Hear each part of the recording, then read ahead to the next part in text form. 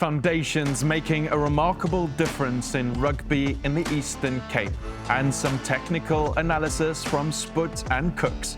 That's Rugby on 216 tonight, brought to you by Thirsty.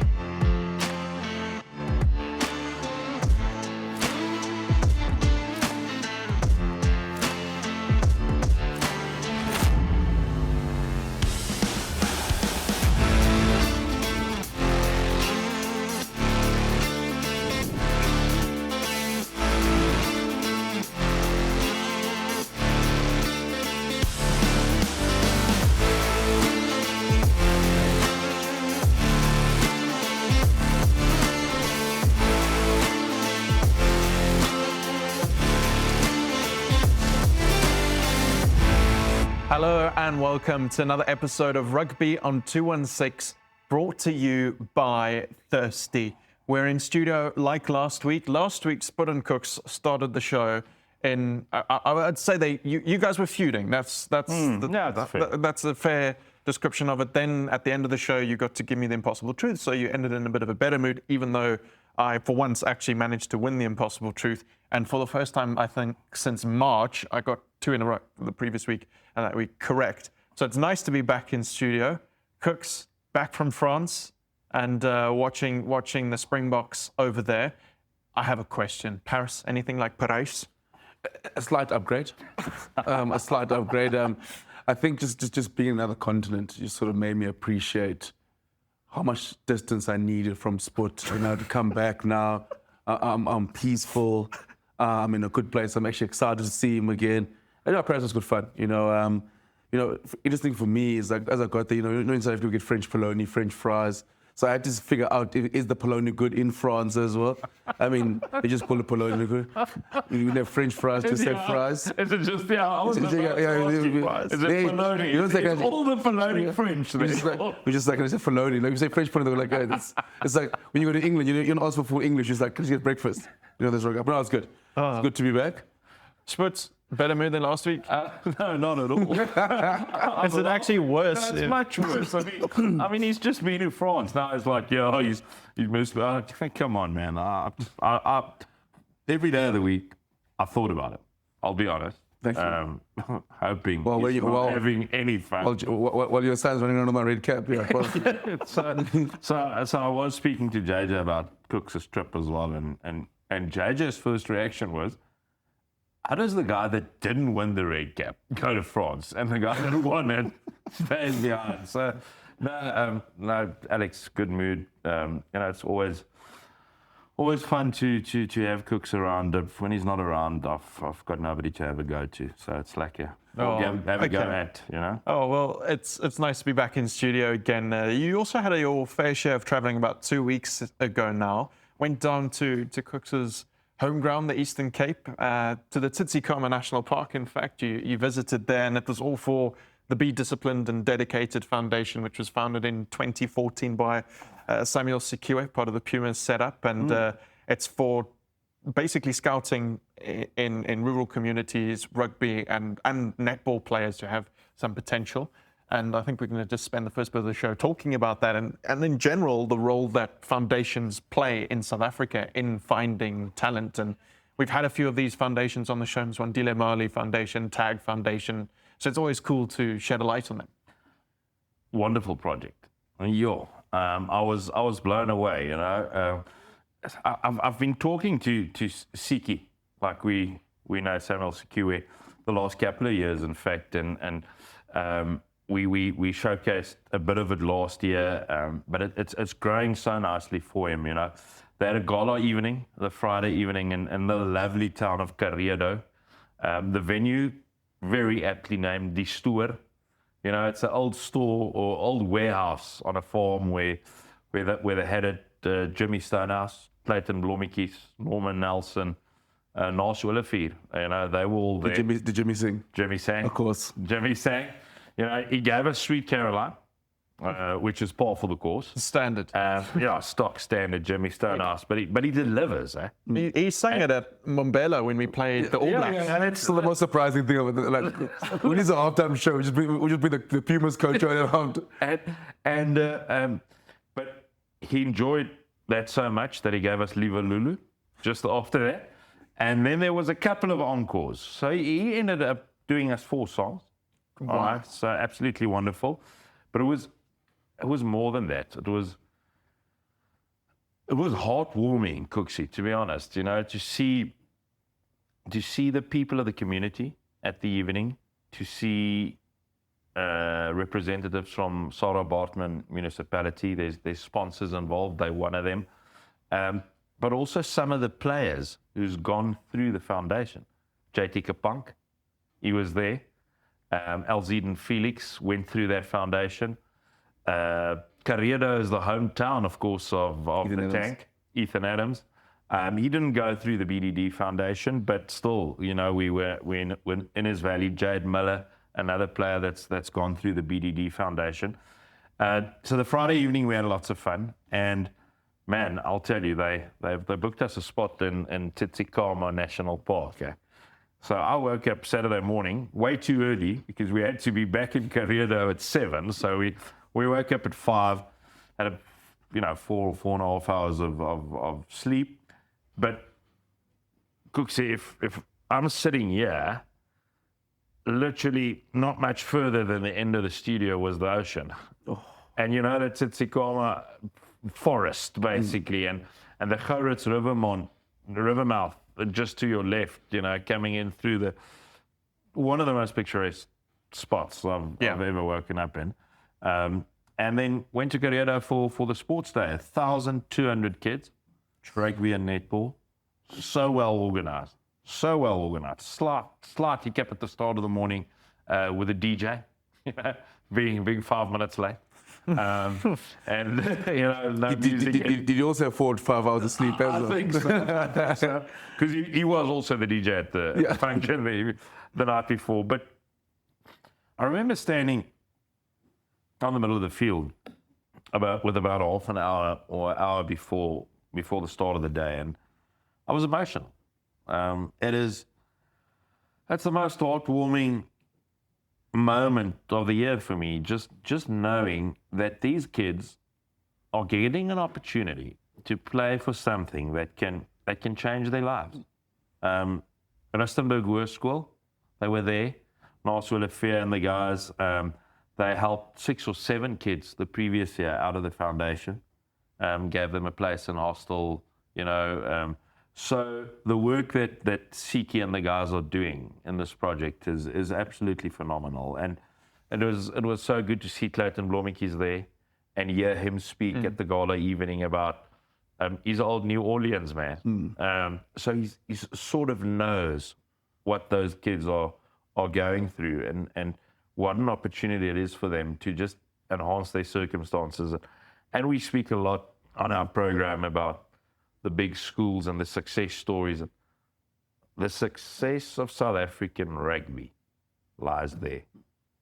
Lies in projects like this. It is special. And I told Alex last night, one would love to get more involved and be an ambassador for the program, or make sure that we really give back into guys that are creating pathways for better lives. That's not all about rugby. It gives the guys an opportunity to go and study, and it's amazing. We talk about it all the time, the Eastern Cape, just the amount of talent that's there, and Cooks, that better than most. Yeah, I mean, it's a hotbed for black rugby in this country, especially, But I mean, it's just incredible, the amount of talent that's there. And just obviously, especially in the communities, obviously, as the game goes, it's you come to Joburg, for example, and I moved here, and yes, for example, it's a lot of it, it's a footballing province, most of it. Yes, you got, obviously, you got the Affies, you got but football is probably the biggest sport, especially like in the communities where you go down to, in the Eastern Cape, it's rugby. Wherever you go, rugby is love. Yes, the guys love football, but rugby is that love. And obviously you got the circle leases, obviously that does help. But these foundations is incredible. Like Sput said, it changes kids' life. A JT Kapagna who's playing for the Bulls on 21 side. Alzito Felix now who's at the Lions, doing well at the Lions. And that's the stories you want to hear. You look at the Tag Foundation, which you mentioned. You got the likes of Vusi Moyo, Stadium Nebelele, who are baby box. And then Uzodile Mali, it's kids who've never gone on an airplane before. Now they go to England. They go play at festivals such as No Excited. Hopefully they'll be back next year. Which is, and also maybe it's something like exposures. They can go to varsity. It's small things like that where, yes, and I think what we do at SuperSport schools also is, it's also our sort of responsibility, to sort of showcase those things because, yes, obviously you'd love for a kid to get a bursary, potentially, but also now we also have the power of showcasing those festivals and the varsity may watch them see going, okay, cool, oh, there is something happening, then maybe we need to keep a lookout on this kid. So, I think in the Eastern Cape, I think rugby is, it's such incredible. I mean the stories that we do talk about in schoolboy rugby. I mean you go down to border for those derbies. Grey High special school. What do they do at Frainsby? Humansdorp. What they're doing at Humansdorp Secondary and Nico Milan and it's just like you mentioned, Carriedo. They got whole school Paul Sawa over there who are playing against them. It's not fun. It's not a fun place to play rugby in Carriedo. It's tough there, but. Yeah, Alex, the guys are doing at BDD, I mean, it's incredible. And I think, it just shows for anyone just getting an opportunity. And we need these foundations. We talk about academies, but these foundations are, people are quick to go like, more bursaries being thrown out. The but you're changing kids' lives and giving them opportunities. I'll tell you what, and I'm really passionate about this. If somebody questions bursaries like these, there's Afrikaans saying wat sê hulle moet gaan doppies blaas. You know what I'm saying? If you want to question bursaries that changes the lives forever, remember, rugby in South Africa has been so well positioned and so uniquely positioned. Rugby is a tool to create better lives. Because giving somebody a university education is not only changing his life, it's changing the life of a family. It's changing the lives of a community by having 4 or 5 university graduates in a community where probably 10 or 15 years ago, there's been 2 in the history of the community. Yeah. Now you can have 5 or 6 every year. So, wonderful. And Siki is originally from the Tsitsikamma region, 50, 60 k's from Karedo. And Norman Nelson, also involved, a man from Patensi, Play for the Kings. Play for the Kings. So with you? It's long. No, I was in the academy when close to the instant, but I mean, but I remember watching him when the Kings was on the rise as a school kid. It always got down. Jacques Pochit was on that side as well. David Barry, I think was coming close to the end. He was there as well, David Barry. So it was very cool to see him. In Flying Norman, as it's known. Yeah, but hearing guys, and that's sort of how I want to finish this. Hearing the guys speak like Wim Jimmy, like I call him. He doesn't like it. How's the bicep still? No, still good. Good. Still very, very good. I mean, shaking his hands, no fun. Wim Jimmy, Clayton, Norman Nelson, Nas, and hearing the way Nas speaks about the opportunities that they can give these kids and the pure intentions thereof. Yeah. I think that was for me the key takeaway out of a weekend which I will describe as one of my highlights of the year. You get different sort of highlights. You get the highlight of the vibe in Paul during the Paul Inter Schools, the vibe there was at Grey College when they played Affies. You get different sort of highlights, but on a personal level and a level that really touches you. One of my highlights of the year. Well, I think it's always cool when we get to cover stories like this. And we're going to take a quick break now on Rugby on 2 and 6. But when we come back, we'll see what Sput got up to a little bit when he was down in the Eastern Cape visiting Samuel Sikiwe's Be Disciplined and Dedicated Foundation. See you in a bit.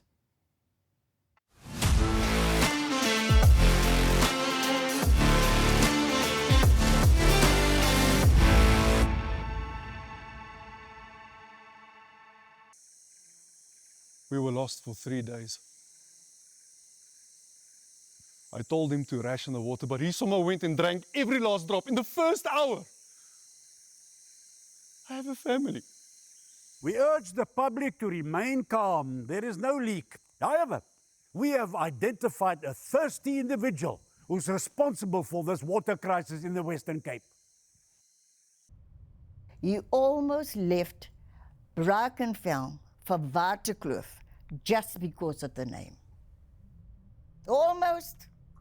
Jason, is this true? Yeah, that's true. I am thirsty.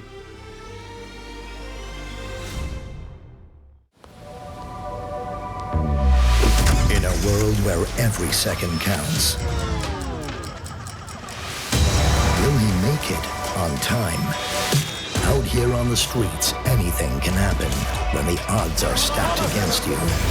One man finds the will, the drive, the passion to steer his path to destiny. It's a Swift. Sure. Sure. You sure? Sure. Sure. Sure. Yeah, man, you sure? Yes, I am sure. Look at this thing. It's presidential. What if we get caught, man? Nobody gets caught in South Africa, man. That's true. Now lift.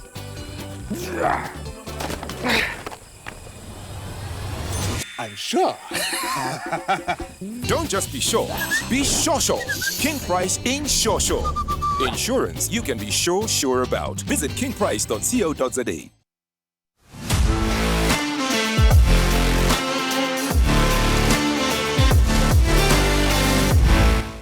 We are privileged to spend time right across South Africa watching rugby and spending time in the communities. None of those days are probably more special than this one. Ons is in Karedo vir die BDD Sport Foundation se jaarlikse sportdag. Samuel Sikiwe started this project way back in 2014 and it's still going strong.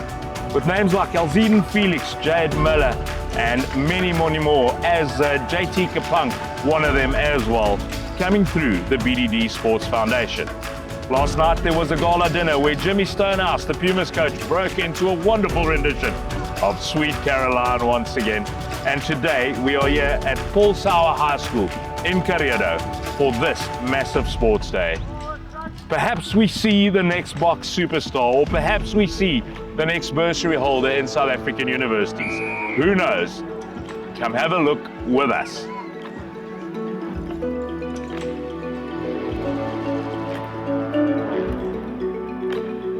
Joined by the man of the moment, Samuel Sikiwe. You might know him as the team manager of the Pumas, but he's also the man that started this BDD Sports Foundation way back in 2014 rather. Samuel, het moet seker vir 'n ongelooflike lekker gevoel wees om te sien wat vandag hier aangaan. 1200 kinders wat sport speel.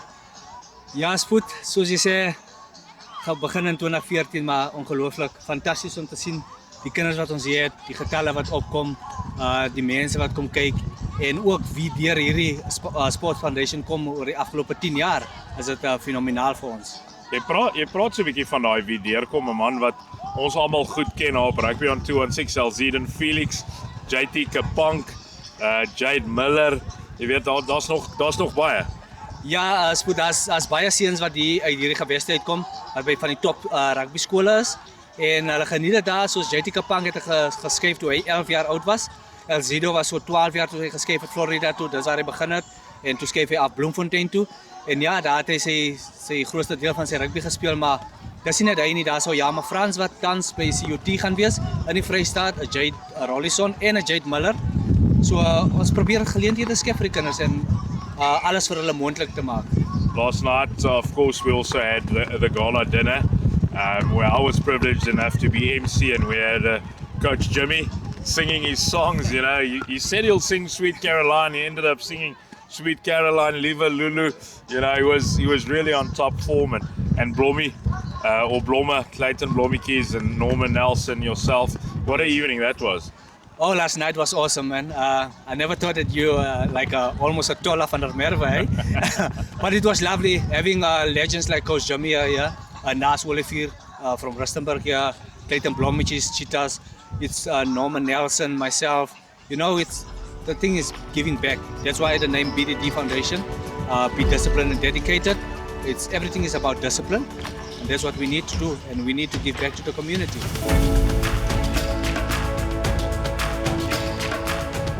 The legends are out here in full force at the BDD Sports Day, and I'm joined here next to the field at Paul Sauer High School by a man who also went to one of the smaller schools, let's say that, Clayton Blommetjies, or Blomme, as he's affectionately known. Blomme, wat 'n voorreg, hè? Karedo, hoe mooi is dit? Ja, nee, soos Coach Daniela sê, dit is baie mooi. Karedo, ek het self geskryf, dit is my eerste keer hierso. Maar een ding wat ek kan sê is, EP kan die die berge, die weer, nee, dit is baie uitmuntend. Soos julle sal sê, abo in die kommentatorbox. So ek dink Karedo het dit gebring vandag. Luister, jy het ook aan die Tsitsikamma Park geslaap, net. Dis mooi, hè? Dit is uitstekend. Ek dink dit is nog die mooiste wat ek by gebly het. Behalwe nou as jy nou praat van Kempsby in die Kaap, dit is nou upper level soos die mense sê. Maar een ding, daar onder in die park is baie pragtig. Ek het vanoggend vir Samuel gesê ons bly nou maar nog 'n week. Hy moet maar vir die ouens laat weet. Hy gaan maar die bal optel, maar hierdie is special, nee, al die talent wat ons hier sien. Die gala aand gisterand, Coach Jimmy wat gesing het, Blommetjies wat gedans het. Jy weet, ek wat ons kan nou nie daai woorde hard sê nie, gepraat het, maar dit is baie special, nee. Ag ja, nee, ek dink dit is wat Mr. Menno Siki wil terugploeg. Dit is nog altyd sy droom gewees. Toe ek en hy die dag gepraat het, toe sê hy wil terugploeg aan sy area waar hy groot geword het. En ek dink soos hy vandag staan, kan ons sien in sy gesig en hy blink eintlik van excitement. I love it. En toe die so nou 'n bietjie uitkom, toe sê hy dankie. Die vader luister daarom nog na hom. So ja, ek dink hier is goeie talent hier op wat ons sien op die veld. Ek dink hier vanaand af kan alles net 'n sukses wees.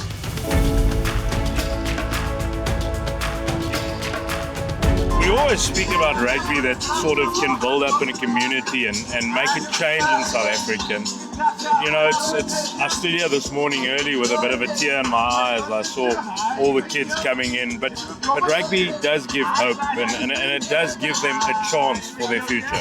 Yeah, well, definitely. You know, sports is a great thing. It gives everybody opportunity. But rugby in South Africa, it's like braaivleis, you know. It's like a god, you know. It gives you opportunities, gives you a future in life. And if you handle it in the correct way, it can give you a great opportunity in the future. Ek vat oom Jimmy so 30 jaar terug. Het jy ooit gedink rugby sal so integraal en so 'n enorme deel van jou lewe word dat jy eintlik nooit daarvan af kan wegkom nie? Ja, weet jy wat, almal het 'n lus vir rugby en het 'n gevoel vir rugby en jy wil ergens kom. En daai tyd toe ek begin afrig het ek geweet daar's iets special in hierdie game. En as jy vandag kom en jy sien wat dit in die land doen, wat die World Cup na 95 gedoen het, wat die wêreldbekers wat ons nou gewen het die laaste ruk, en net om te kyk wat se talent hier is en wat dit in ons land se rugby inbring, dis eintlik ongelooflik om te kan sien. En daarom al hierdie klein streekies en klein unietjies, die toekoms van rugby kom uit die klein unies uit. Ja, kyk, mense kyk baie min aan die rural areas, veral as jy kyk aan die Koukama en die Kouga, kyk hulle maar baie min aan ons in die Langkloof streek en die vallei, maar hy's baie talent. Hy's baie raw talent, hulle het kort net 'n geleentheid. En ja, een van die mooiste dele van die wêreld, Tsitsikamma. Jy daar geslaap gestaan, jy kon sien, dit is asemrowend. En as jy gou jou gebyt het, sal jy altyd Tsitsikamma toe wil kom. Ja, was dit met Samuel one of the best places I've ever slept. The ocean was 30 meters away from where we stayed, and thank you for looking after us. And once again, congratulations and best of luck for the future. No, thank you to SuperSport and all the sponsors involved. Without you guys, we wouldn't have made it possible for the kids, and we really appreciate that. Thank you. That's Samuel Sikiwe, the man who started this all way back in 2014, and it's going from strength to strength. If you haven't been to Karedo and the BDD Sports Day, you are seriously missing out. Make sure you get here in 2026.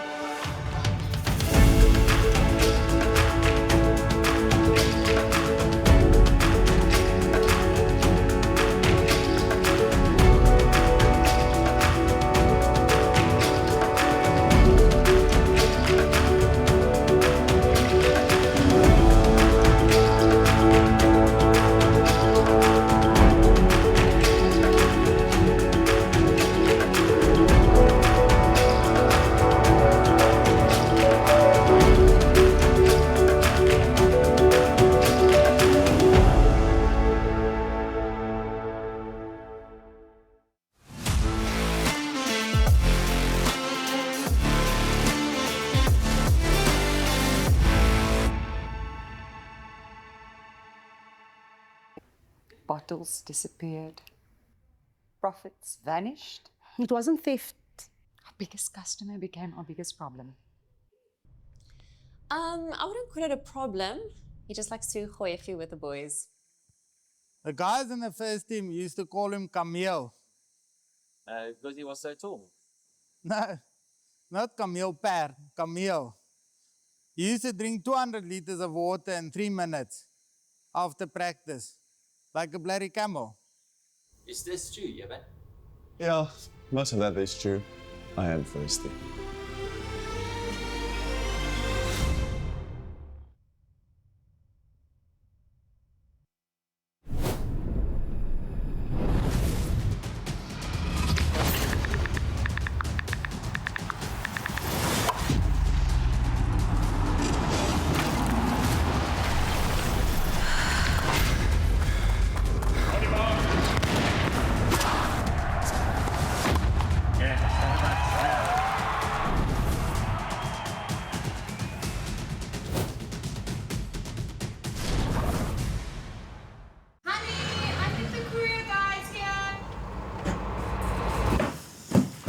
Je komt mee boksen. Kibbies? Anne? Maar waar is die Anne? Hey, hey, hey! Ik kom mee boksen, ik kom mee boksen. Ik kom mee boksen, ik kom mee boksen. Wow, wow! Exemos, wow! Breng van mij die box. Okay, so. The Courier Guy, the courier behind the box. Can you deliver something for me? Where to? Hij wees van mij, hij wees van mij. Put this one in the Springs box. Look at man, Hey, buena.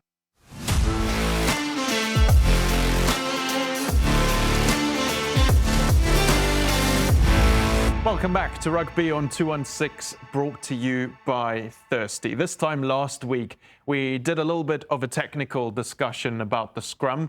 Guys, this week, the Rugby on 216 15 is back. That sort of fourth, fifth team. We have another match this weekend. The lineouts have been a bit shaky, so we're going to chat about lineouts today as we've gone from the scrum as a set piece to the lineout set piece. I'm happy. I feel like I can contribute more here than in the scrums. But what I want to know is, I want to. I remember last week seeing, geez, you've got very authoritative when you, and I couldn't hear the whistle, but I can almost. Okay, it's not usually, those two clips were just two extreme examples. I mean, I'm usually quite clear because I do think part of the communication is being clear in your signals, not sometimes the referee's the arms like this and well, is that a free kick, a scrum or a penalty, you know? Yeah. So there's no second guessing when you... He's built, but it reminds me like when I used to ref, I used to have if I felt like it was a big knock on, like a clear knock on, I'll give the proper knock-on signal. But sometimes, you know, guy picks and goes, and I see, and I go, guys, it's the little knock-on. It's the little one. It's the little knock-on. It's the little one. Nobody saw it. Yeah, it's a slide knock. It's that one there. You know. Because on the crowd, when they're seeing as they're going like, oh, okay, guys, it's just a little one. It's a small little one. I'm sorry, but he did just knock it. Yeah. Sorry. I don't want to, but I have to. It's a little one. You were doing so well, but just But I hear you did have some experience refereeing. It didn't last long. Okay. But I did a few games. You know, when you're involved in as a coach, or as a director, not director of rugby, head of rugby or whatever, you do a bit of it, and it was fun, but also, you know, tiring. The biggest game, I'll tell you about a big game I did. It was a massive game, in fact. We had a thing in the Western Cape. There's a big radio station there called Bok Radio in the Western Cape. And Bok Radio played the Afrikaans singers. Oh, wow. In a game. All right. So the journalists against the singers. Oh, my word. You had Wikus van der Merwe playing at 10 for the singers. You had some proper big names in the Afrikaans music industry playing in that game. And I handled the whistle in that. Rob Lowe played for Bok Radio as well. So that was proper. What really suited me in that game was the pace of play. Yeah. It became tough in under 16 or under 19. Right? Yeah. I'd love if we did a rugby on 2 and 6 Bronco, because that is the test used around the world for referees. I don't know. Cooks, back in your playing days, maybe you had to do a number of Broncos. I'm glad you retired. I mean, I've done a few Broncos, and I'm telling you for free, I'm not doing a Bronco. No. Not. That chat came up a couple of weeks ago. Why'd you do a Bronco? At the I'm not doing a Bronco. No. I've literally got no need. No need. No. To do a Bronco. Okay. I mean, what am I going to test? How quickly I can get to the bathroom, or whatever. So there's no need. Let's talk about the lineouts then. Another integral set piece in rugby. Lots of them happen during a match. I've got some clips loaded up from a match I did earlier this year to show you. But let's first talk. Just once again, look at that signal. High up, you know. No. What are you showing there? What are you trying to get across there? As it's thrown, we often referees will. I don't actually do it as much because I got some advice later on from some referees. It's, if you watch international rugby, sometimes referees at a line-out, they stand like this, saying backlines like, you must stay. You must wait. You're warning. That's your signal. Sometimes we just tell the one team to wait, even though they both have to wait 10 meters. Left arm was tired. Yeah. Only Weinberg's the sort of need to stay 10. Paul Roos can come up for what's the call there? I usually have my hand more flat, so it's kind of for both. But yeah, that was just sometimes one hand. The point is now what I do rather is before the ball is thrown in, actually don't have anything up because sometimes the ball's thrown in and out straight away, so teams aren't going to pay attention. But if it's thrown in more forms and then you go up and stay, okay, everyone stay, it's a bit more effective. Makes so that's sense, a slightly better way. Right. But let's talk about the actual lineout. We've got our 4th, 5th team. Are we just going to the front of the lineout? Well, the thing is, lineout's interesting one. I mean, and Sport has played 10. He knows obviously the backline one's middle or back ball. Back ball is probably the best. I mean, lineout is the best sort of attacking platform to have because you do have 10 meters to play with. I mean, defenders are 10 meters back.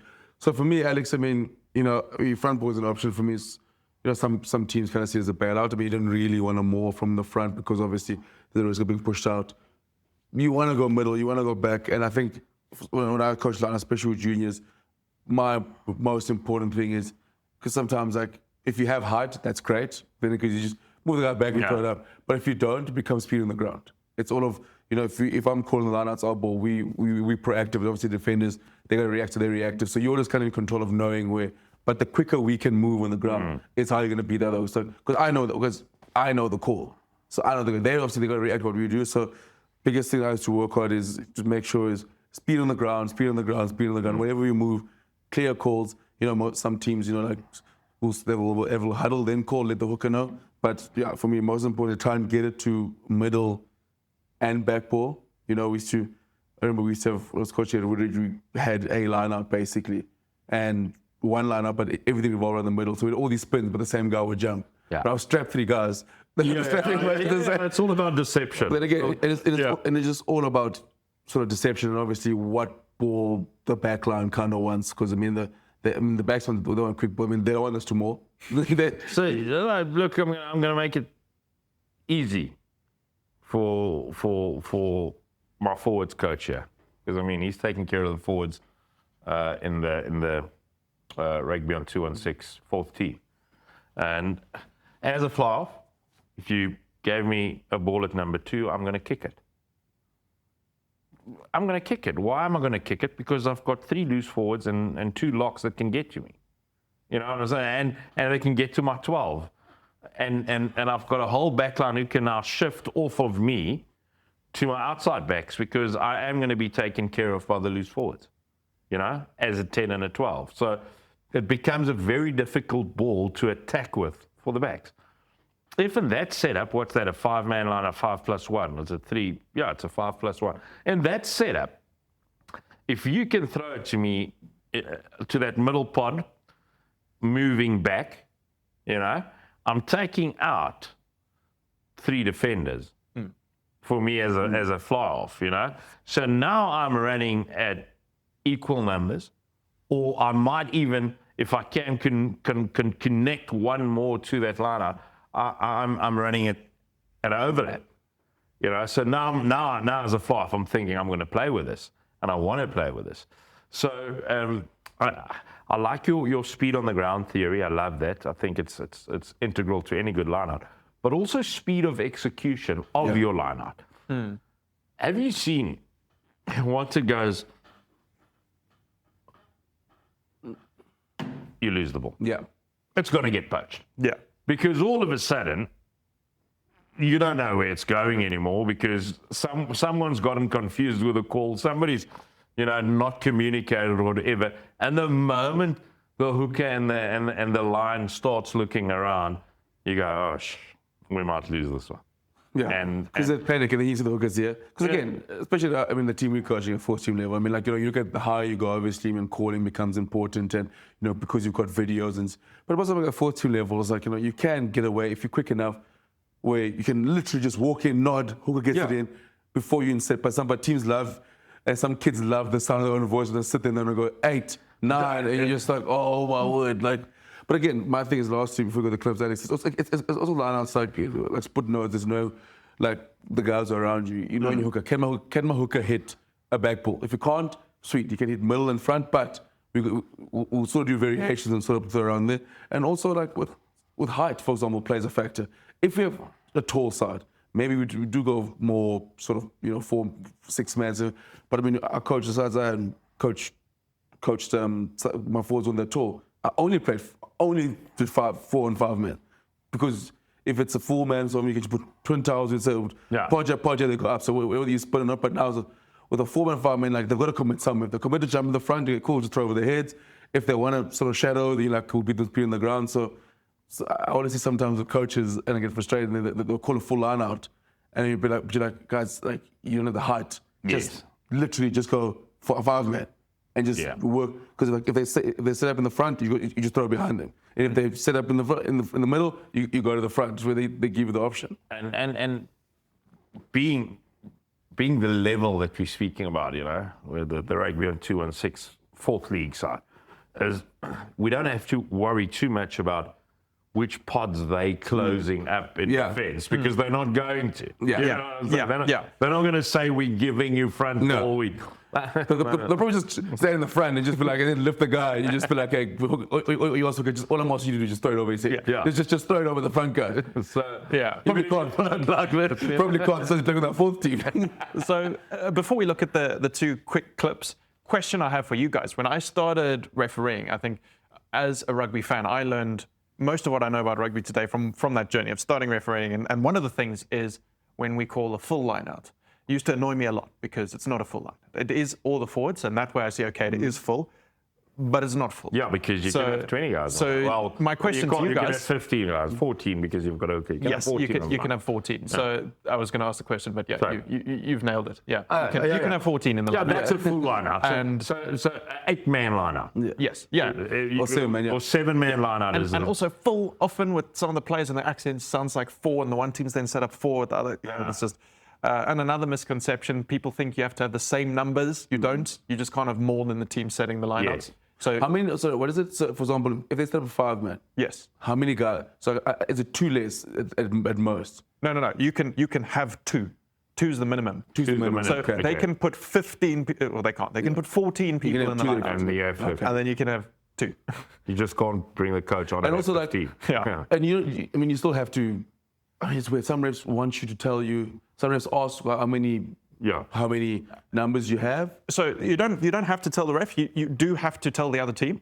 If you don't tell the other team and you go quickly, they can have more numbers than you. Yeah, because it hasn't happened quickly. That would just be ridiculously unfair. And also, if you're taking an hour to get there, and you're going, sorry. Yeah, like the team's waiting, and you take. There's certain teams that certain walk and the ref goes, sorry, I'm going to blow numbers because you're taking a year to get you. The thing that is very annoying sometimes is the team that's setting the line out or try and delay as long as possible to give the numbers, but then when they eventually do give it, you have to wait for the other team to adapt. So that's why often the defending team will be asking ref numbers. And I'm like, guys, just relax. Like give the numbers, and I often will chat to the teams before. Just give each other the numbers. We're going to waste time all shouting at each other, and you get confusing. Just give each other the numbers. Right, let's watch these clips. This first one isn't so much about the line out as where the line out is, and it will make sense. So this is one line out, and then there's a second line out. So let's just watch what happens. Obviously, forms them all. This is Paul Roos Weinberg. It's the under-16A team earlier this year. Ball was taken back, eh? Yeah, so that's very well spotted, Sput. So the line out was inside the 22. Yeah, then it goes out. The maul then goes out of the 22. The ball then gets passed back. It's not touched by any Weinberg players, and then it's kicked directly out. Yeah. So then the line out was back there. So that's just something as a referee. Sometimes, I mean, there's a lot to remember there. You're not necessarily always paying attention. And then the next line out was inside the 22. This one, I believe, gets poached, or it gets knocked on. Okay, it gets knocked on, and then Paul Roos kick it out from inside the 22. So that's just one to remember about where the line out is. Now I thought I'd bring on, I guess it's sort of a mistake, but it is a very bizarre situation. So I'll let you guys watch what happens, and then we'll talk about this. It's also a Paul Roos line out. Let's go at normal speed. How many receivers are there?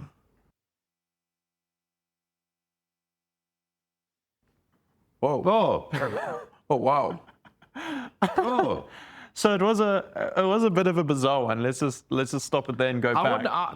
There's a question, and I'm so glad Cook's asked that now. How many receivers? Yes. Yeah, and I need a good explanation from you. Yes. On the definition of a receiver. Yes. Because there's 2 there. Because there's 2 receivers. So if I come up to the screen, right? Yes. He is offside. But you'll notice I do tell him to go back, and he retreats, right? Oh, there. He does retreat. So he was offside. Was he okay to stand there? Is he allowed to stand there? Because now there's already 2 receivers. No. It can actually have been a penalty already, or was it a free kick? It's a free kick if you have 2 receivers. Okay. But he is also offside, so it could be a penalty. Could be a penalty as well. But he hasn't had an effect on anything, and he's gone back when I've told him to go back.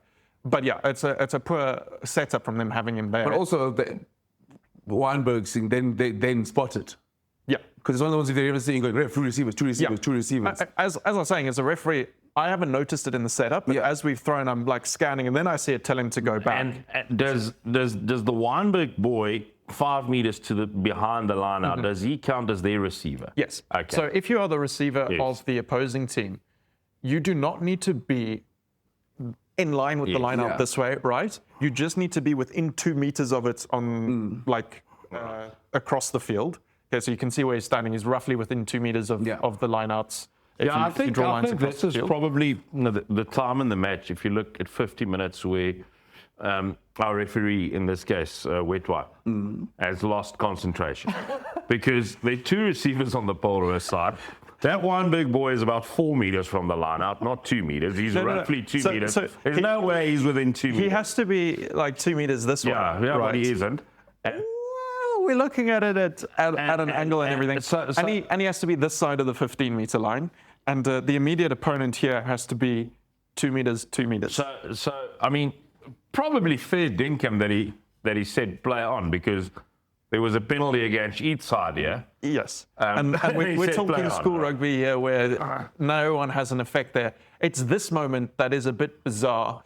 I mean, the Wynberg player has played the Porous Oak in the air. Definitely. I was just a bit flabbergasted by this. Yeah. You know, I was like watching this thinking, okay, I have no idea if anyone has done anything illegal there. So I just played on, and if we let it run through, you'll see that he comes down safely. Yeah. It wasn't by anyone's fault, other than his own, really, for playing the play in the air. And then this eventually, if we just fast forward, Walrus have a couple. Go back. I'll go to the screen. Let's just show you the nice ending to this was a try for Porous. All right. So once again, very decisive in your decision making, although you made 4 mistakes in the lead up to the try. I want to ask you something. Yeah. Well, firstly, I think this is pure chance what happens here, because this guy does nothing wrong. The Polros guy, he goes to bind to drive, so he does nothing wrong. This guy, you can't say he played him in the air because he wasn't looking at him. He was, he's just got his arm over him. Go on.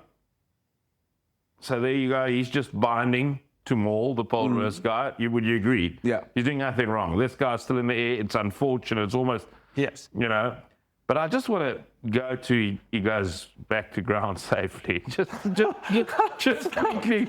Hey, you didn't land. Go. Not too bad. He's landed sort of sitting, but it's no one's really at fault. Exactly. There. No. Yeah. I'm just giving you grief. No, I think that was just bizarre, like you say, bizarre circumstances, and he ends up being on top of. Yeah. So I thought I'd just show one of the weirder situations, and then this eventually ends up in a try for Porous. They turn over the ball there, and then you'll see as the try is scored, that player who was in the air after. I think as I'm walking back, he comes and sort of asks me, and I was like, well, no one was at fault. You ended up there. No one did anything wrong. But yeah, that's. Or it'd be like, oh, sorry, by the way, you actually played him in the air. I was going to penalize you. I think maybe that would have been a little bit harsh, considering that he had no impact and ended up. Look, Alex, what I'm also thinking, and I'm thinking out loud here, is, Cooksy, I'm glad I'm not a referee. Yeah. And I mean, because. A great idea for an episode in season 2 of Rugby on 216 would just be Alexander bringing an hour of his refereeing. One full game. Oh, my word. We can discuss the performance, we can discuss the positioning, and maybe just give him, a few pointers. It might be educational. Well, we can look to do it in season 2. I have lots of time to prepare then and train and get my Broncos and my law exams up. We're going to take a quick break on Rugby on 216, brought to you by Thirsty. When we come back, it's time for the impossible truth. I'm just above 50%, and we'll see what happens next.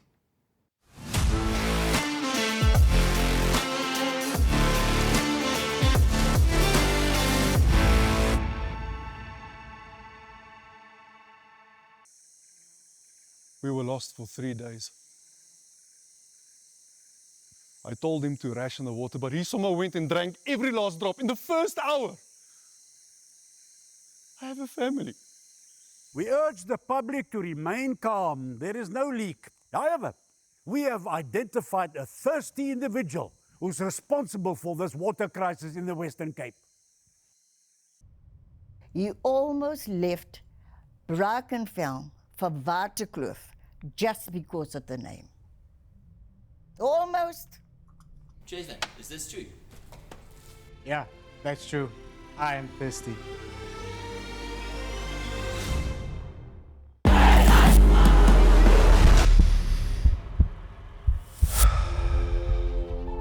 Some things you don't choose. They choose you. A name, a history, a legacy that came long before you and will last long after you're gone. It's not just about the game. It's the moments that shape you. The early mornings, the long bus rides, the chants that never fade. The friendships, the rivalries, the feeling of being part of something bigger. It's a belonging, something you carry with you wherever you go. Because once you're a part of it, you always will be.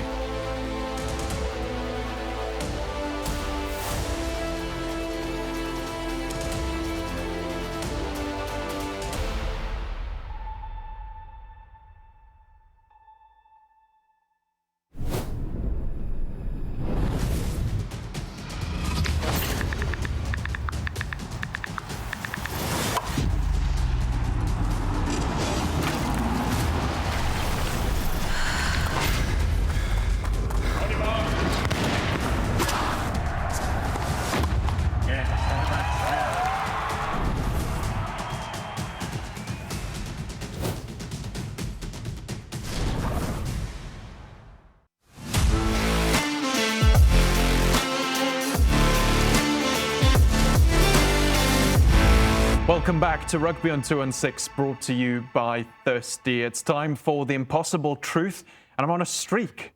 2 from 2. I've gone to 53%. Even if I get this wrong, I stay in the 50s. So, but last week you said you went to 50.8. I've How's your run? So are you on 53? Okay, hang on. Did you gain 2.2%? On your week it's off? highly possible. Last week my maths just wasn't great. I was having sitting a at run from 50.8 to 51%. Sorry, apologies. I was at 50%, which was the one I got right, and I got another one right. So I'm not at 50.8. I'm not at 53 either. My maths is just really bad. I'm at 51.6 of But 52. did you get 2 right 52. on 1 week? I got 2 right in a row. Yes. Yes. So now if you get it wrong, you're still going below 50. If I get it wrong, when you get it wrong, I will still be 50. Okay. All right. But for now, 52%. Okay. On a streak of 2. Okay. Brilliant. Best it's been I can for you play all with year. confidence. All right.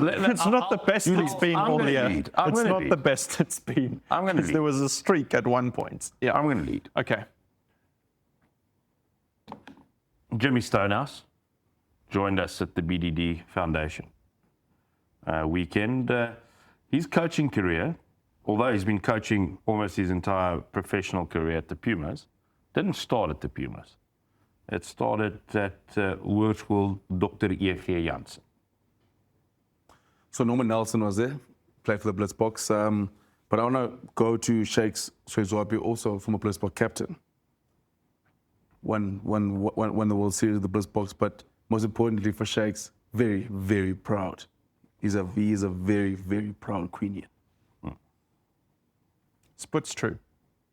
Damn. That's false.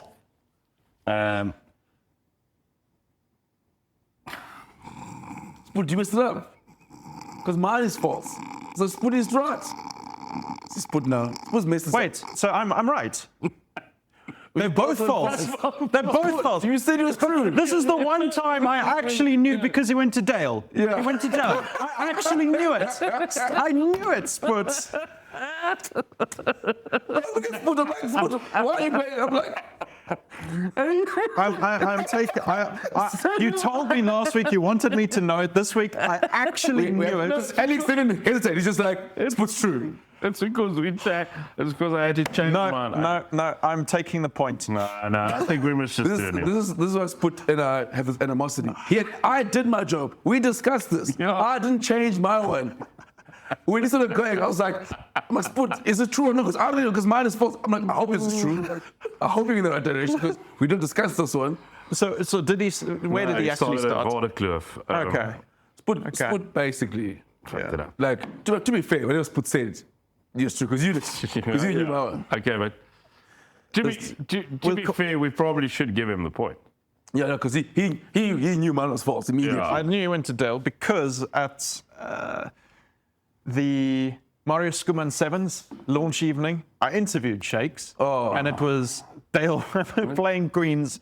I think that weekend it was the derby, so we chatted about it, and I at least do enough research when I have a guest to know which school they went to. I'm sorry.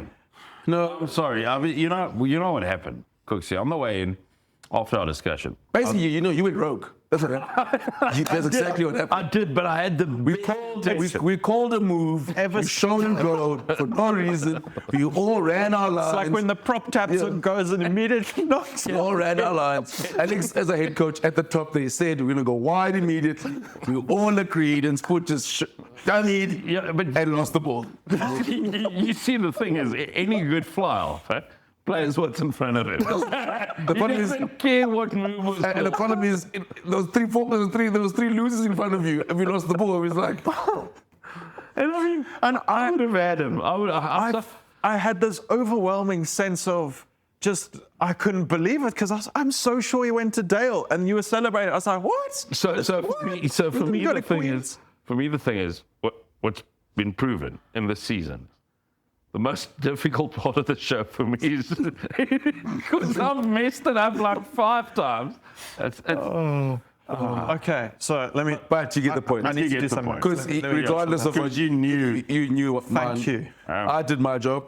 53% now. Okay, and more importantly, a streak of 3. Yeah. So what I'm worried about. How many episodes is left? This is episode 37, so 3. All right, so there's no way you can catch Cooks. No. With his percentage for the red cap, it was 69 or something. Why am I catching strays? No. Because he's messed it up. He's trying to deflect now. No, for me, the most important thing about this is I've sort of marketed, over the last 7 or 8 weeks that we really know our rugby and that we are in the market for a new presenter. We are interviewing. So if he stays, then we can keep 100%. Going that way. We don't even take the ad down of LinkedIn. So I can tell you what the max is that I can end on, right? I think that would be helpful. So 3 episodes left, so that means I can get 3 out of 3 right. Highest I can end on is 55%. And we don't want that. No, definitely. No, worst I can do is get none right. Yeah. Then I end on 50%. Yeah, so for me, what's important is the way we finish. Yes. So especially that last episode, we must make 100%, and I'll be better. I'm going to write your things on the bottle. I'm going to put T or F, like T. Yours is true. Don't forget. I'm sorry, Quick. Whatever you say, I don't care what you say. Just remember, it has to be true. I'll be better.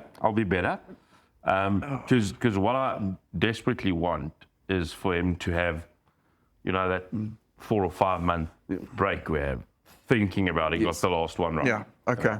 That's the plan, and not to mess it up. Well, it's about one of the greatest endings to Rugby on 216 show ever. Split messed something up. I knew something. It's all sorts of surprises in studio. It's all we have time for in today's episode of Rugby on 216, brought to you by Thirsty. We'll be back next week, same time, same place, with another episode. But until then, bye-bye.